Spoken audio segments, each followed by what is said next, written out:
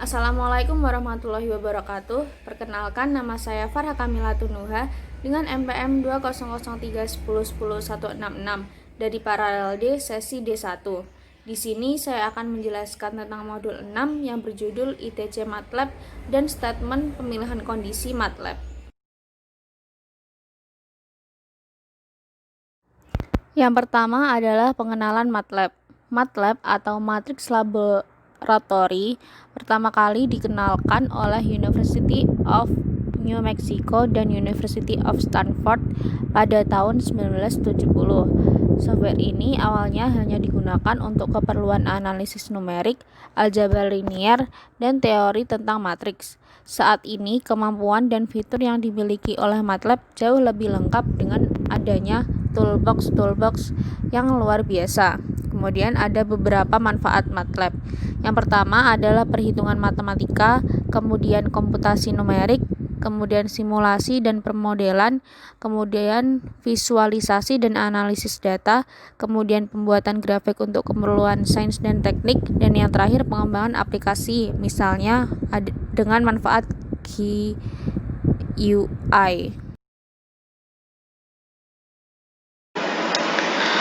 Kemudian ada bagian-bagian MATLAB. Yang pertama adalah ini, yaitu browse to folder. Nah, ini digunakan untuk mencari direktori aktif. Kemudian dari tool ini Anda dapat mengatur direktori mana yang aktif. Direktori aktif berarti direktori ini siap diakses file di dalamnya atau tempat yang siap untuk digunakan sebagai penyimpanan data.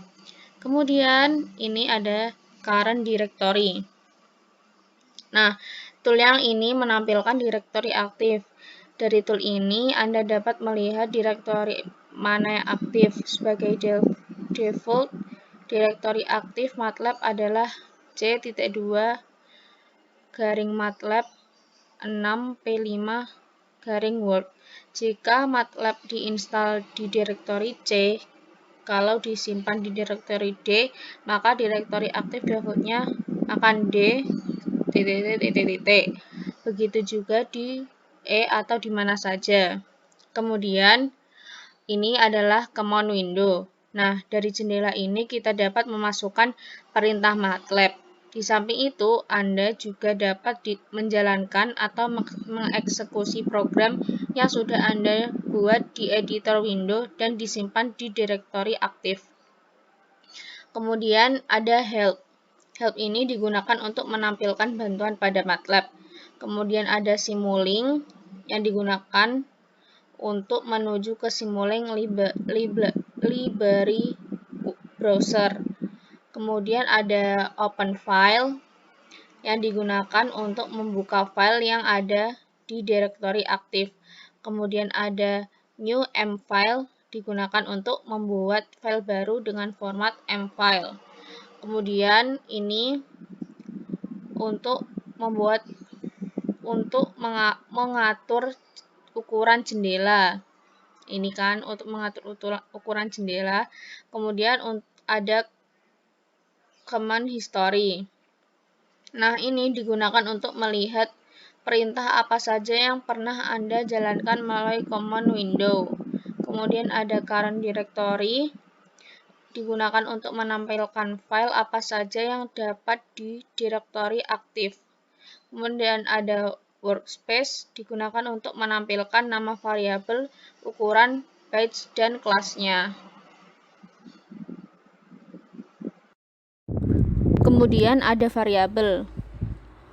Variabel tidak jauh berbeda dengan bahasa pemrograman yang lain. Variabel dalam MATLAB terdapat dua buah, yaitu numerik dan string.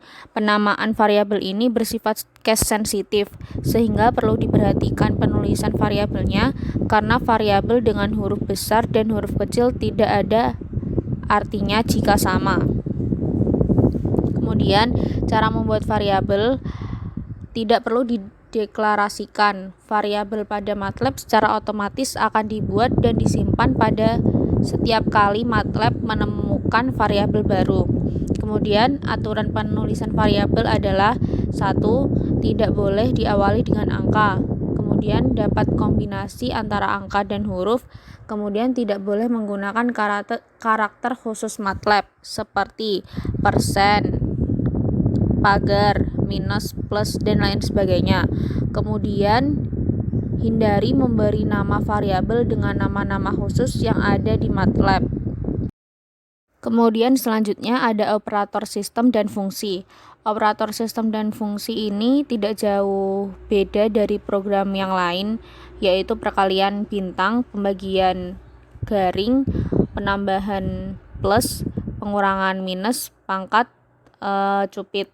Kemudian ada fungsi yaitu ABX itu untuk menciptakan harga positif, kemudian EXPX menghasilkan eksponensial, kemudian log X menghasilkan ln X, kemudian log 10X menghasilkan 10X, kemudian SQRTX menghasilkan akar X.